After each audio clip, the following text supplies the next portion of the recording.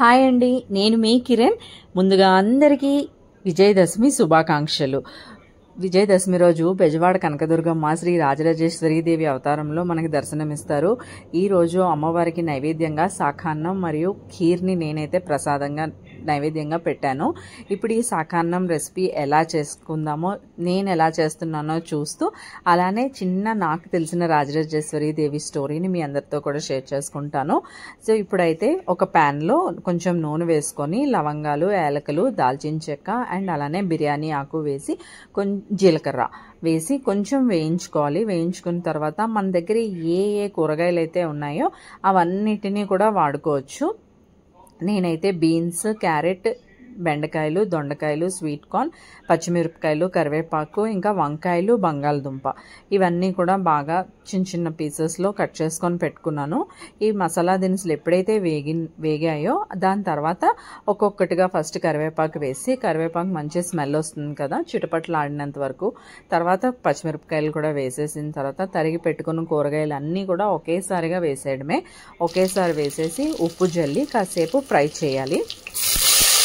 Fry చేసిన తర్వాత మూత పెట్టి ఫ్రై చేసుకొనిద్దాం, మగ్గనిద్దాం. ఎందుకు అంటే వాటిలో ఉండే పచ్చివాసన అంతా పోయినంత వరకు కొంచెం మగ్గించుకుంటే మంచిగా టేస్ట్ అనేది చాలా బాగుంటుంది.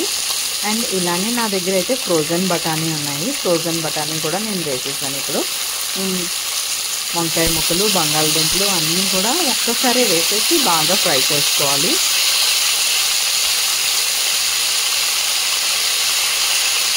అన్నీ వేసేసుకుని ఉప్పేసి మూత పెట్టి మగ్గించుకుందాం. అయితే శ్రీ రాజరాజేశ్వరి అమ్మవారు పూర్వకాలంలో తారకాసురుడు, బండాసురుడు వంటి రాక్షసులను, దైవశక్తులను జయించి దేవతలను బాధించసాగారు. అందువల్ల భూమి మీద ధర్మం క్షీణించింది. అప్పుడు బ్రహ్మ, విష్ణు, మహేశ్వరులు కలిసి ఒక మహాశక్తిని ఆవాహనం చేసుకున్నారు.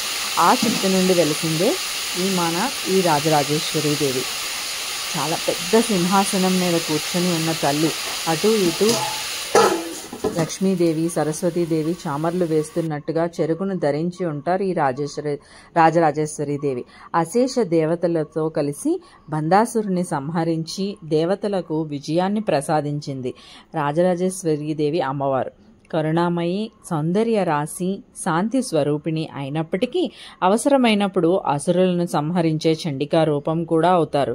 జగత్తును పాలించే పరమేశ్వరి శ్రీ రాజరాజేశ్వరీదేవి. ఇది నాకు తెలిసిన చిన్న కథ. అండ్ ఇప్పుడైతే నేను ఒక గ్లాస్ ఆఫ్ రైస్ తీసుకున్నాను, మామూలు సోనా మసూరి రైసే. ఎప్పుడైతే ఈ కూరగాయలన్నీ బాగా మగ్గిపోయాయి అని అనుకుంటామో కడిగి పెట్టుకుంటాం. రైస్ని కడిగి పెట్టుకొని నానబెట్టాల్సిన పని ఏమీ లేదు. ఈ కూరగాయలు మగ్గిపోయినాయి అని మనకు తెలుస్తుంది కదా, అప్పుడు ఇందులోని నేనైతే ఒక గ్లాస్ రైస్ తీసుకున్నాను కాబట్టి దానికి 2 గ్లాసుల వాటర్ని నేను కొలుచుకొని వేసేసుకుంటున్నాను. ఇది నేను ఫ్రోజన్ బఠానీ వేసుకుంటున్నాను కాబట్టి నేనైతే ముందుగా వేయించలేదు. వాటర్ పోసిన తర్వాత ఇందులో నేను ఫ్రోజన్ బఠానీని వేసేసి కాసేపు మూత పెట్టాను. ఎందుకంటే నీళ్ళని కొంచెం బాగా మరిగితే అప్పుడు నేను రైస్ వేద్దామని చెప్పి ఇందులోనే కొంచెం కొత్తిమీర కూడా వేసేసుకుంటాను. రైస్ వేసేసుకున్న తర్వాత కొత్తిమీర కూడా వేసుకుంటే మంచి టేస్ట్ అనేది ఎన్హాన్స్ అవుతుంది. చాలా మంచి టేస్ట్ వచ్చింది. అండ్ ఖీర్ కూడా చేశాను. అదైతే అందరికీ తెలిసిందే కాబట్టి నేనైతే అది పెట్టలేదు.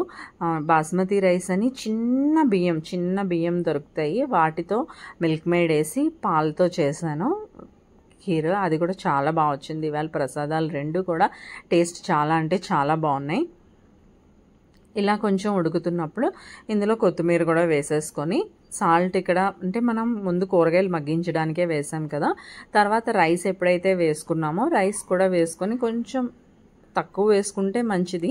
ఎందుకంటే ఎక్కువ అయింది అంటే అడ్జస్ట్ చేసుకోవడం మనకు చాలా కష్టమవుతుంది. తక్కువ వేసుకొని కొంచెం రైస్ ఉప్పు పడుతుంది అని వేసుకున్నా కూడా పర్వాలేదు. కానీ ఎందుకంటే ప్రసాదాల టైం అప్పుడు ఏంటంటే మనం మెయిన్గా ఉప్పులు చూడము, అది మనం దృష్టిలో పెట్టుకొని మనం చేసుకుంటే మంచిది. ఇప్పుడు ఇలా ఎప్పుడైతే ఉడికొస్తుందో నేనైతే కుక్కర్ మూత పెట్టేసి 3 విజిల్స్ వచ్చాక స్టవ్ ఆఫ్ చేసేసుకున్నాను.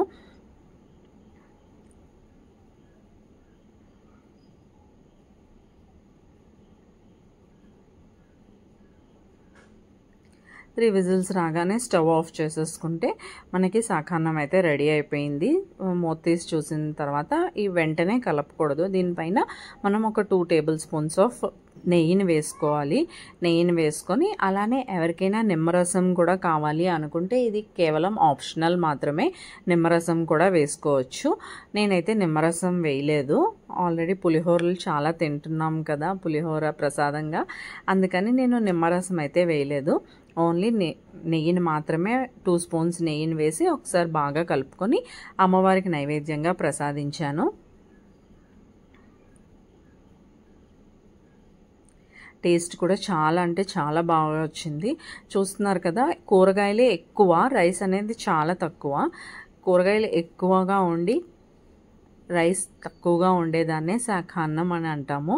మళ్ళీ కొంచెం కొత్తిమీర వేసుకున్నాను. స్టవ్ ఆఫ్ చేసేసిన తర్వాత ప్రసాదం ఎప్పుడైతే మనం ప్రసాదం బౌల్లోకి తీసుకుంటామో అప్పుడు మళ్ళీ కొంచెం కొత్తిమీర తీసుకొని సర్వ్ చేసుకున్నాను.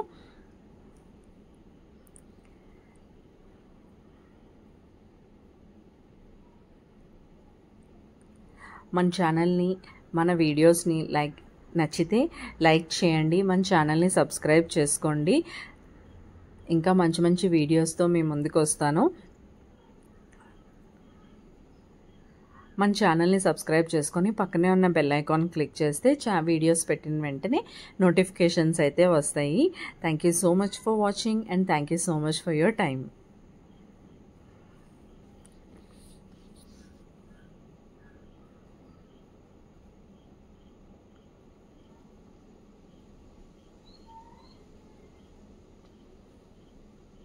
అండ్ ఇదైతే ఈరోజు మా ఇంట్లో పూజ.